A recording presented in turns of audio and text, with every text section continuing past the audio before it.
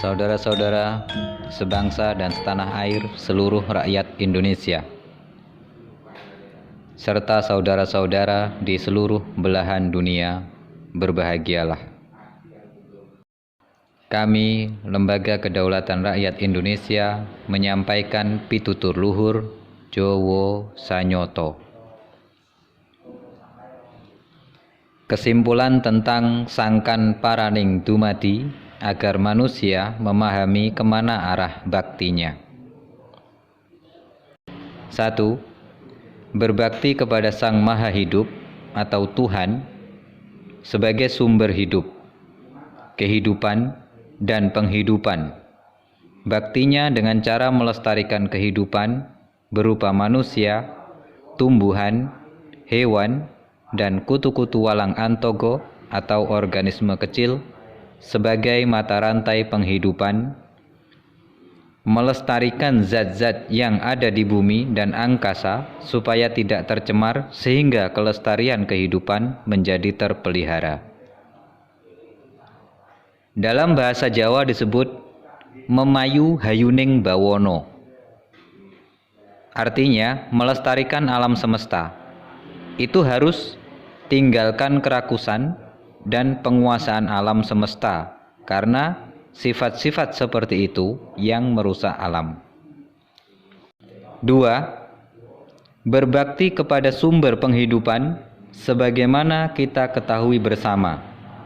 Manusia, tumbuhan, hewan, dan kutu-kutu walang antogo atau organisme kecil hidup di bumi yang dinaungi angkasa. Maka manusia diberikan anugerah pengetahuan yang lebih luas dari tumbuhan, hewan, dan kutu-kutu walang antogo. Itulah yang berkewajiban untuk menjaga, menata kehidupan saudaranya berupa tumbuhan, hewan, dan kutu-kutu walang antogo atau organisme kecil, dan menjaga alam semesta ini agar tidak tercemar, yang akhirnya mengeluarkan zat-zat yang berbahaya bagi kehidupan dan tidak mengumbar keinginan yang akhirnya merusak alam semesta dengan alasan apapun.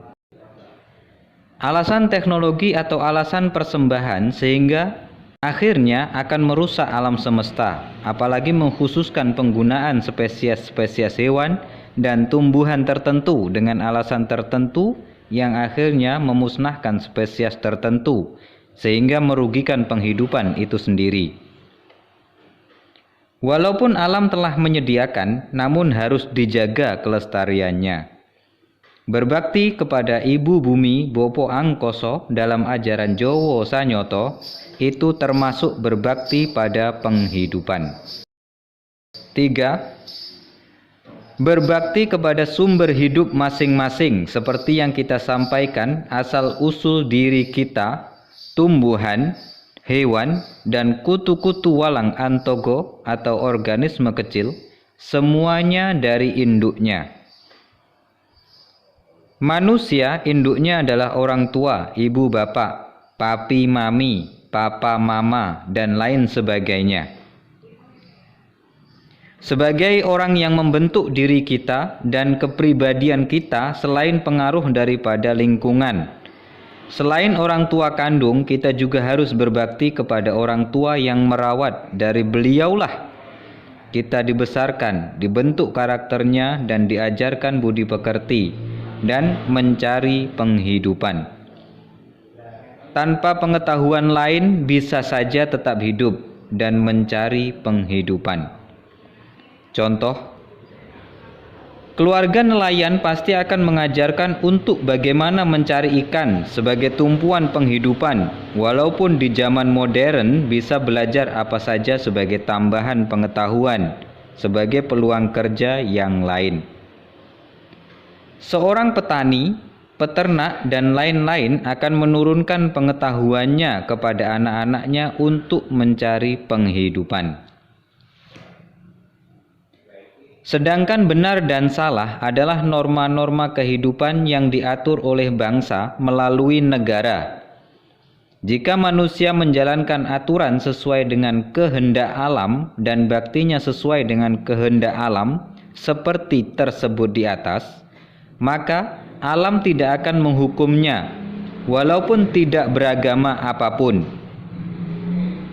Seseorang apabila melanggar hukum negara yang bersumber dari norma-norma hukum adat, maka mereka bisa dihukum melalui hukum negara atau hukum adat. Untuk itulah saudara-saudaraku, untuk bisa menyimpulkan mana hukum yang benar dan mana hukum yang tidak benar, mana yang nyata dan mana hukum yang rekayasa, hukum alam adalah hukum untuk yang ada di seluruh kehidupan.